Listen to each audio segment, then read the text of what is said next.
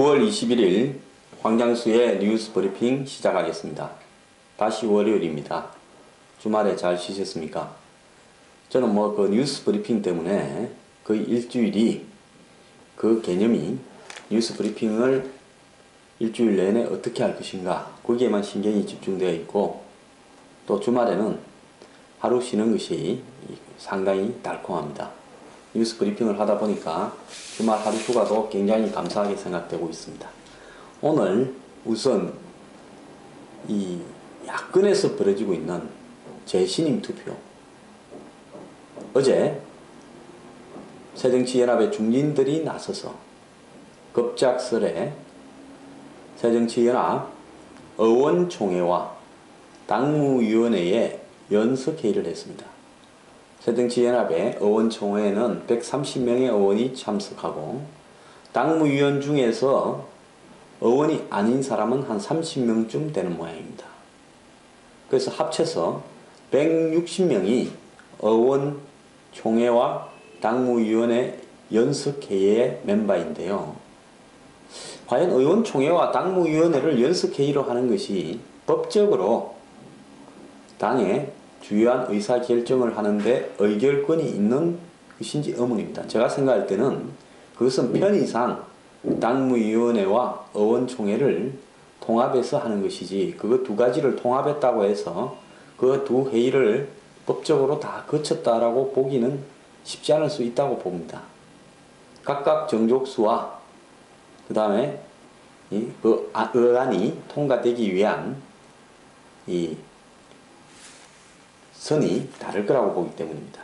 자, 이런 어떤 상황에서 지금 어제 90명이 참가해서요.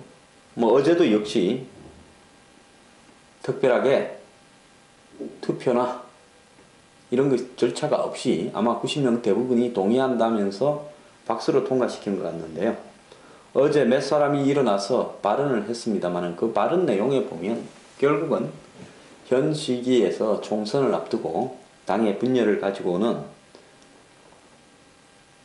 문재인 대표의 재신임 투표, 즉 이제 중앙위원회에 통과되었으니까 당원하고 국민들에게 여론조사로 묻는 그 재신임 투표는 불필요하다 라고 어제 결론을 내리는 그런 자리였습니다. 자, 그러면 누가 하라 했습니까? 중앙위원회에 핵심한 의결과 자신의 거취를 같이 묻고, 또 그게 통과되더라도 최종적으로 당원하고 국민들에게 거취를 묻는 것을 누가 하라 했습니까? 당원이 하라 했습니까? 국민들이 하라 했습니까? 문재인 대표 스스로가 이번 달 초에 이걸 두 가지를 묻겠다라고 이야기를 해서 그렇게 진행시켜 가다가 비주류는 아예 중앙위원회에서조차도 재신임 그런 걸 묻지 말고 하려 그러면 전당대회를 통해 가지고 공식적으로 묻든지, 아니면 아예 원탁 회의를 개최해서 공천 지분을 어떻게 나눌 건지 논의하자, 그렇게 이야기를 했죠. 그런데 문재인 대표가 굳이 묻겠다. 자, 이 묻겠다라고 한 것은 중앙위원회든 당원 국민 여론조사든 물으면 무조건 문재인 대표의 재신임이 통과될 거라는 걸 알고 있기 때문에 물으려고 그랬죠. 그래서 묻고 나서 다 통과되면, 자, 모두가 다 국민이나 당원이나 중앙위원회나 당무위원회나 모두가 다 나한테 동의를 해줬기 때문에 지금부터 나는 내한테 부여된 이 대표로서의 권한과 또 내년 총선까지 가기 위한 총선 절차나 방법, 공천 룰도 다 내가 알아서 여러분들한테 물은 방법대로 밀고 나가겠다, 그 이야기 아니겠습니까? 결국 문재인 대표는 공천에 대한, 한마디로 자신이 내놓은 혁신안에 대한 전후무후한 권한을 위반받는 그런 절차를 밀고 있었던 거지, 본인이 그만두려고 물으려고 했던 건 아니라고 봅니다. 자, 이 상황에서 어제 몇 사람은 자신의 개인사, 가정사를 이야기하면서, 의원들이요, 이렇게 고생하면서 새벽에 3시에 일어나서 지역구를 돌고 있는데, 충남의 어떤 분입니다. 근데 이렇게 당이 분열돼서 되겠느냐, 이러지 말고 힘을 모아서 가자, 어쩌자. 결론은 버킹엄이 아니라 결론은 문재인 대표한테 힘쓸어 주자였습니다. 딱 한 명만 노웅래 의원, 이분은 그 비주류에 서 있죠. 이 사람은 뭐 문제가 좀 있다고 이야기했을 뿐입니다. 비주류 대부분은 회의에 참석하지도 않았습니다.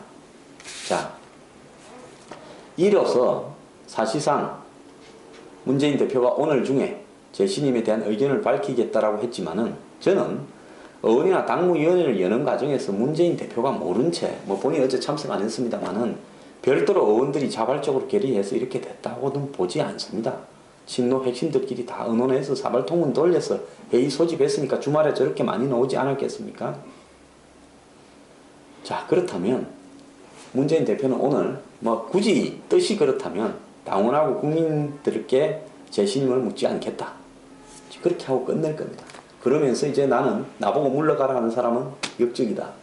그리고 혁신위에서 만드는 국민 이 경선단, 그러니까 공천을 하기 위한 국민 경선단 100%를 이제 받아들이라. 이제 이렇게 하면서 지금부터 이의를 제기하는 사람은 다 반란군이다, 이렇게 하겠죠. 결국 시간을 끌면서 혁신위원회를 만들고 뭐 재신임을 문의하면서 모든 일은 문재인 대표와 친노 핵심의 뜻대로 정리가 되어버렸습니다.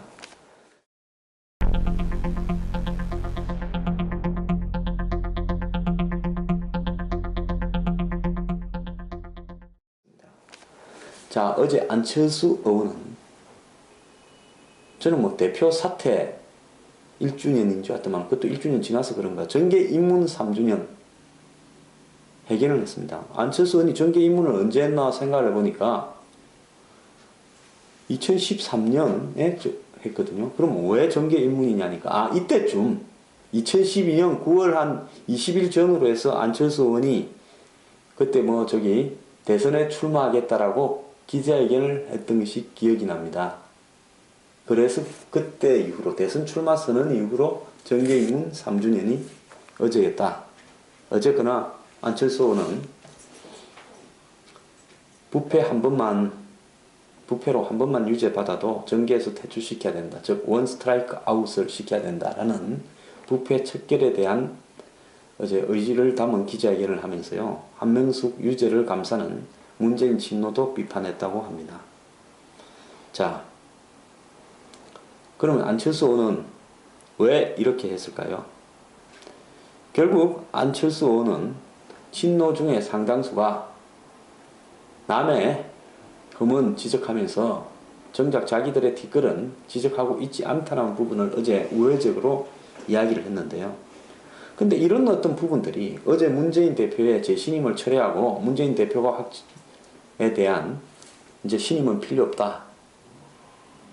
그리고 더 나아가서 문재인 대표의 공천안을 우리가 받아들인다. 그런 자리를 이야기를 하는데 안철수 의원은 갑자기 부패 척결을 들고 나왔습니다. 그러면 안철수 의원의 말로 보면 친노 진영의 다수는 부패하다라는 어떤 그런 지적을 해서 공천 룰에 있어서 당신들이 100% 국민 경선단을 갖다 가겠다라는 부분에서 부패한 부분을 일단 정리하고 이야기를 해보자, 이렇게 화두를 돌리는 게 아닌가 해석이 되는데요. 어쨌든 정치인이 자신의 거취하고 굉장히 관계가 깊은 어떤 의견이 한쪽에서 진행이 되는데 그 시간에 기자회견을 한다면 정확하게 그런 부분에 대해서 지적을 하면서 당신들 중에 부패를 감싸고 과거에 부패한 경력이 있던 사람들이 상당히 많이 있는데 이런 것을 외면하고 마치 혁신안을 낸다고 할 수 있느냐고 좀 구체적으로 이야기를 해야지, 거의 좀 뜬금없는 그런 어떤 부패 척결 3주년 기자회견을 했다라는 점에서 봤을 때 참 안철수 의원 정치하시기가 쉽지가 않을 것 같아요. 자, 이런 상황에서 전정배 의원은 어제 또 개혁적 국민정당을 창당하겠다고 기자회견을 했습니다. 문재인 대표는 전정배 의원에게 그 이전에 뭐 양쪽 다 통합하자 하니까 전정배 의원은 당신이나 잘하시오 라고 이야기를 했다고 합니다. 자, 야당 앞으로 어떻게 되는 걸까요? 자, 이 새정치연합에 돌아가는 걸 보면요, 전부가 눈치는 굉장히 보는 사람이 제가 볼 땐 당에 한 7, 80%다. 한 15% 정도가 겉에 나서서 반대도 하고 좀 떠드는데, 그러면 이 사람들의 수장이라고 할 수 있는 사람은 현실적으로 봅시다. 박지원, 박영선, 김한길, 안철수, 박주선, 이 정도가 수장이라고 할 거라고 봅니다. 자, 그러면 이제는 본인들이 운신을 할 수 없을 정도로 당을 완벽하게 문재인 대표가 장악을 했는데요. 그럼 비주류의 수장이라고 할 사람들과 그 밑에 있는 11, 두세 명의 의원들은 앞으로 어떻게 할 건가? 자, 자신들의 공천 지분을 그래도 조금은 보장해달라고 탈당하겠다를 가지고 계속 협박을 하는 전략을 구사할 것인가? 아니면 야권의 판을 새로 짜기 위해서 결단을 할 것인가? 근데 이 사람들 하는 걸 보면요, 시간 좀 오래 걸릴 것 같습니다. 스타일들이 그렇게 대먹었어요. 자, 그래서 계속 떠들면서 딴지 걸면서 나가지도 안 나고 안 나가지도 않으면서 여론의 추이, 특히 호남의 여론이 어떻게 돌아가는가 하는 추이를 면밀히 보려고 할 겁니다. 감히 이거 갖고 자기 입에 저절로 뚝 떨어질 때까지 감나무 밑에 가서 입 벌리고 있을 사람들입니다. 야당이에요. 과거에 진짜 야당의 전당대회나 회의를 할 때 맥살잡이 침 튀면서 그냥 의자도 집어 던지면서 때로는 강목까지 등장할 때 정말 다이나믹하고요, 생동감이 있고 민주주의 같았습니다. 근데 요즘에 야당에 보면요, 민주주의도 없습니다. 그냥 기립하고 박수치고 어제는 무슨 의결할 것도 없이 끝나버린 것 같아요. 그리고 반대는 설거머니 바람 빠지듯이 불참이나 하고 자기 의사를 이야기를 하지 않습니다. 자, 신당을 만들겠다는 사람이 지금 몇몇 그룹이나 있어요. 천정배 의원, 그 다음에 뭡니까, 박준영 전 지사도요, 나가서 지금 신민당이라는 신당을 만들겠다. 그 다음에 김민석 의원이 중심이 된 또 그룹도 지금 민주당이랑 당 간판과 당서까지 구해놨지 않습니까? 자, 이렇게 많은 야당의 흐름들이 있는데 이 흐름들이 뭘 어떻게 하자고 하는 자기 입장을 아직 밝히지도 않고 있습니다.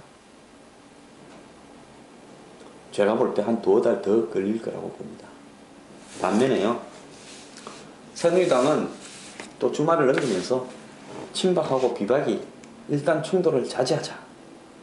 그래서 자기 후보 쟁점화가 부적절하니까 청와대가 나서서 수습을 하고 김무성 대표도 대응을 하지 마라 이러고, 다만 오픈 프라이머리 문제에 대해서만큼만 답을 해봐라 고 친박이 이야기하고 있고요.